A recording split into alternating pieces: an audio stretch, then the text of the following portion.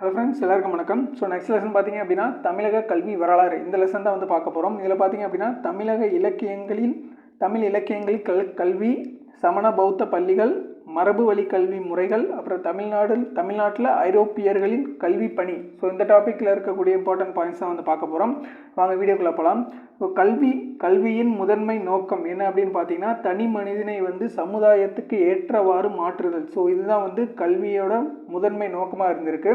அதே மாதிரி கல்லுதல் அப்படின்னா கற்பவர் மனதில் ஆழ புதைந்துள்ள திறன்களை தோண்டி வெளிக்கொண்டு வருவது தான் கல்லுதல். நம்ம தொல்காப்பியத்தில் பார்த்தீங்க அப்படின்னா ஓதர் பிரிவு அப்படின்னு ஒன்று சொல்லியிருப்பாங்க. அது என்னன்னு பார்த்தீங்க அப்படின்னா, கல்வி கற்பதற்காக பிரிந்து செல்வதை ஓதர் பிரிவு அப்படின்னு தொல்காப்பியத்தில் குறிப்பிட்டிருப்பாங்க. அடுத்தது பார்த்தீங்க அப்படின்னா மாணவர்களுக்கான இலக்கணம்.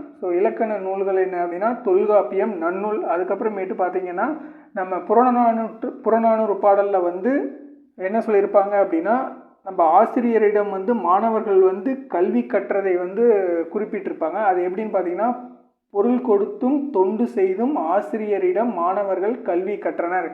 இதை தான் புறநானூற்று பாடலில் என்ன சொல்லியிருக்காங்கன்னா, உற்றொலி உதவியும் உருபொருள் கொடுத்தும் பிற்ற நிலை முனியாது கற்றல் நன்றே அப்படின்னு சொல்லியிருக்காங்க.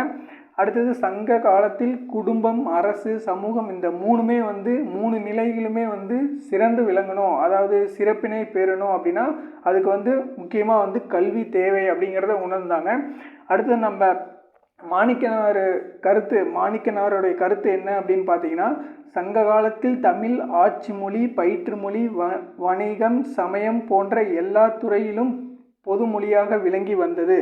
இது மூலிமா அவர் என்ன சொல்லியிருக்காரு அப்படின்னா, தமிழகத்தில் அன்று நிலவிய கல்வி முறையின் சிறப்பினை சொல்லியிருக்காரு.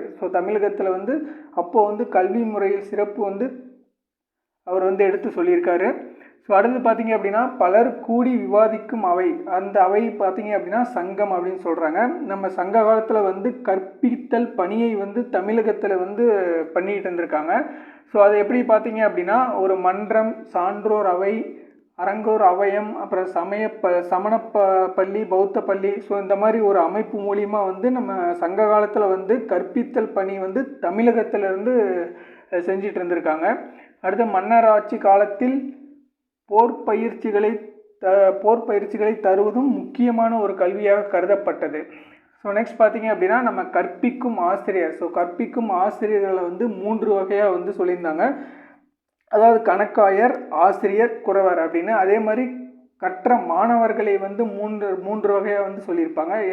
அது என்னென்னு பார்த்தீங்க அப்படின்னா, சிறுவன், மாணவன், கேட்போன்.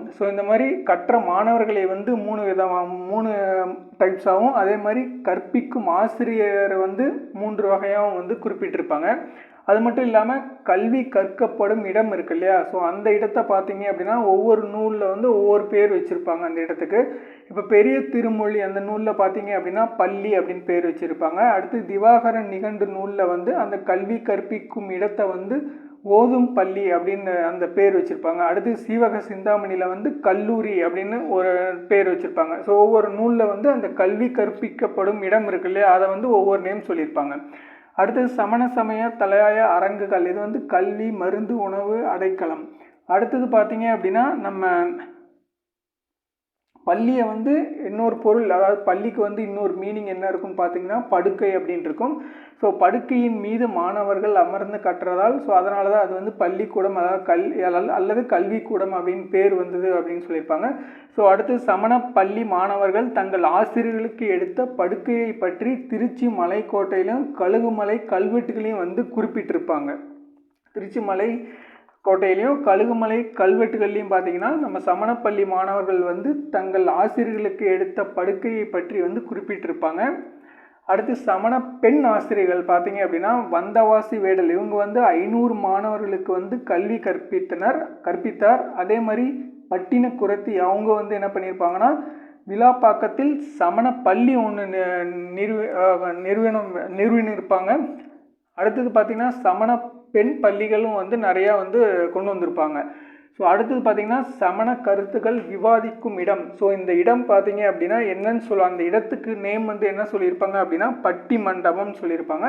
அது எதில் சொல்லியிருப்பாங்கன்னா மணிமேகலையில் வந்து இந்த பட்டி மண்டபம் அப்படிங்கிற ஒரு இது வந்து குறிப்பிட்டிருப்பாங்க. அதாவது ஒட்டிய சமயத்து உருப்பொருள்வாதிகள் பட்டி மண்டத்து பாங்கறிந்து ஏதுமின் அப்படின்னு மணிமேகலையில் வந்து சொல்லியிருப்பாங்க. அதில் வந்து அந்த பட்டி மண்டம் அப்படிங்கிறது என்ன அப்படின்னா சமய கருத்துக்கள் விவாதிக்கும் இடம், அதுதான் வந்து பட்டி மண்டம் அப்படின்னு குறிப்பிட்டிருப்பாங்க.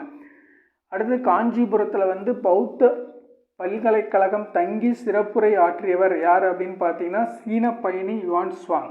இது அடுத்தது பார்த்தீங்க அப்படின்னா நம்ம மரபு வழி கல்வி முறைகள். ஸோ மரபு வழி கல்வி முறைகளில் பார்த்தீங்க அப்படின்னா முதல்ல பார்த்தீங்கன்னா குருகுல கல்வி முறை. ஸோ இந்த குருகுல கல்வி முறை பார்த்தீங்கன்னா ஆசிரியர்களை அணுகி பல ஆண்டுகள் தங்கி கல்வி கற்றல்.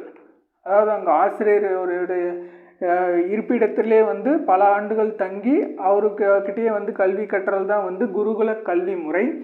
அடுத்து வந்து 19ஆம் அதாவது நெக்ஸ்ட்டு பார்த்தீங்க அப்படின்னா திண்ணைப்பள்ளி கல்வி முறைன்னு இருக்கும். இது என்ன திண்ணைப்பள்ளி கல்வி முறை அப்படின்னா 19ஆம் நூற்றாண்டில் இடைப்பகுதியிலேருந்து இது வந்து திண்ணைப்பள்ளி கல்வி முறையை வந்து வந்தது. அது வந்து தெற்றி பள்ளிகள்னு சொல்லுவாங்க. அந்த திண்ணைப்பள்ளிங்கிறது தெற்றி பள்ளிகள். அதே மாதிரி இந்த திண்ணைப்பள்ளிகளில் வந்து ஆசிரியர்கள் இருக்காங்க இல்லையா, அவங்கள வந்து கணக்காயர்கள் அப்படின்னு அழைக்கப்பட்டனர். ஸோ இந்த திண்ணைப்பள்ளியில் இருக்கக்கூடிய ஆசிரியர்களில் வந்து கணக்காயர்கள் என்றே அழைக்கப்பட்டனர். அடுத்தது நாட்டு கல்வி முறை இண்டிஜினியஸ் எஜுகேஷன், அதாவது ஒரே மாதிரியான வரன்முறையும் செயல்படவில்லை. ஸோ அதனால் ஆங்கிலேயர்கள் வந்து திண்ணை பள்ளிகள், பாடசாலைகள், அப்புறம் மதசாலைகள் இதெல்லாம் வந்து நாட்டு கல்வி முறை என்றனர். அடுத்தது பார்த்தீங்க அப்படின்னா நம்ம தனி நிலையில் புலவர்களிடம் கல்வி கற்றல், இதை வந்து உயர்நிலை கல்வி அப்படின்னு சொல்லுவாங்க. அதாவது உயர்நிலை கல்வி என்னங்கிறது பார்த்தீங்கன்னா ஒரு தனி நிலையில் புலவர்களிடம் கல்வி கற்றல் தான் வந்து உயர்நிலை கல்வி முறை. இது வந்து நம்ம திருவாவடுதுறை அதீன மடத்தில் தலைமை புலவர் மகாவித்வான் மீனாட்சி சுந்தரனார் இருக்கார் இல்லையா, அவரும் தமிழ் தாத்தா உவே சுவாமிநாதர். ஸோ இவங்க 2 பேருமே வந்து இந்த கல்வி முறை அதாவது உயர்நிலை கல்வி முறை தான் வந்து பயின்றிருப்பாங்க. அடுத்து பார்த்திங்கன்னா தமிழகத்தில் முதலாக கல்வி பணியில் வந்து ஈடுபட்ட சங்கம் என்ன அப்படின்னு பார்த்தீங்கன்னா 1706 கிபி 1706 டச்சுக்காரர்களின் சமய பரப்பு சங்கம் தான் வந்து ஈடுபட்டிருக்கும். அதே மாதிரி முதல் அச்சுக்கூடம் வந்து எங்கே வந்து ஸ்டார்ட் பண்ணியிருப்பாங்க, எங்கே தொடங்கியிருப்பாங்க அப்படின்னு பார்த்தீங்கன்னா தரங்கம்பாடியில் தான் தொடங்கியிருப்பாங்க. ஸோ அது தொடங்கி புத்தகங்கள் வந்து அச்சடித்தனர். அது மட்டும் இல்லாமல் நம்ம இந்தியாவில் முதல் அச்சேரிய மொழியும் வந்து தமிழ் தான். ஸோ அடுத்தது ஆசிரியர் பயிற்சி பள்ளி டச்சுக்காரர்கள் வந்து தொடங்கியிருப்பாங்க, அதாவது மிஷினரி ஸ்கூல்ஸ் அப்படின்னு சொல்லுவாங்க. ஸோ இது வந்து யார் வந்து தொடங்கியிருப்பாங்க அப்படின்னா டச்சுக்காரர்கள் டச் இருக்காங்க இல்லையா, ஸோ அவங்க தான் வந்து நம்ம ஆசிரியர் பயிற்சி பள்ளி வந்து தொடங்கியிருப்பாங்க. அடுத்தது நம்ம இந்தியர்களுடைய கல்விக்கு வந்து 1 லட்சம் வந்து ஒதுக்கீடு செஞ்சது வந்து யார் அப்படின்னு பார்த்தீங்கன்னா நம்ம சாசன சட்டம் 1813, அதாவது சேரக்டர் ஆக்ட் 1813 சொல்லுவாங்க இல்லையா. ஸோ அந்த ஆக்ட் படி என்ன பண்ணியிருப்பாங்க அந்த சட்டம் படி என்ன பண்ணியிருப்பாங்க அப்படின்னா இந்தியர்களுடைய கல்விக்கு வந்து 1 லட்சம் வந்து ஒதுக்கீடு செஞ்சுருப்பாங்க.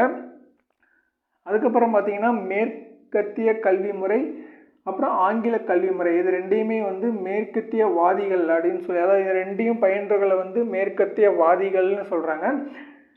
அடுத்து பார்த்தீங்கன்னா மெக்காலா கல்விக்குழு, அதாவது 1835 1835 மெக்காலா கல்விக்குழு வந்து உருவாக்கியிருப்பாங்க. எதுக்கு அப்படின்னா இரு கருத்து வேறுபாடுகளை வந்து தீர்ப்பதற்காக இந்த கல்விக்குழு வந்து உருவாக்கியிருப்பாங்க. அடுத்தது 1854 1854 சார்லஸ் வுட் அறிக்கை, சார்லஸ் வுட் கமிஷன் வந்து கொண்டு வந்திருப்பாங்க. அது எதுக்கு அப்படின்னா தற்கால கல்வியோட தேர்வு முறை இருக்கு இல்லையா, அதுக்காக கொண்டு வந்திருப்பாங்க. ஸோ அதனால் இதை வந்து இந்திய கல்வி வளர்ச்சியின் மகாசாசனம் அப்படின்னு சொல்லுவாங்க. இந்திய கல்வி வளர்ச்சியின் மகாசாசனம் வந்து எது அப்படின்னு பார்த்தீங்கன்னா சார்லஸ் வுட் அறிக்கை 1854.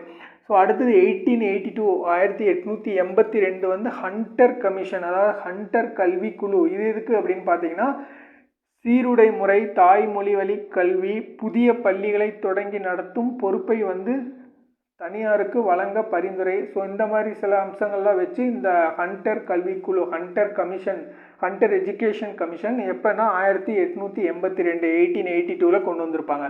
அடுத்து பார்த்திங்கன்னா நம்ம இந்திய அரசியலமைப்பு சட்டம் இருக்கு இல்லையா, கான்ஸ்டியூஷன் ஆஃப் இந்தியா. ஸோ அதில் வந்து ஆர்டிகல் 45 அதாவது உறுப்பு 45 பார்த்தீங்க அப்படின்னா என்ன சொல்லியிருக்காங்கன்னா 14 வயதுக்குட்பட்ட அனைவருக்கும் வந்து கட்டாய இலவச கல்வி வந்து வழங்கணும் அப்படிங்கிறத சொல்லியிருப்பாங்க.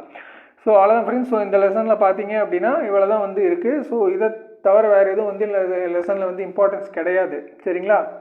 ஸோ நெக்ஸ்ட் வீடியோவில் வந்து உங்களுக்கு அடுத்த லெசன் பார்க்கலாம்.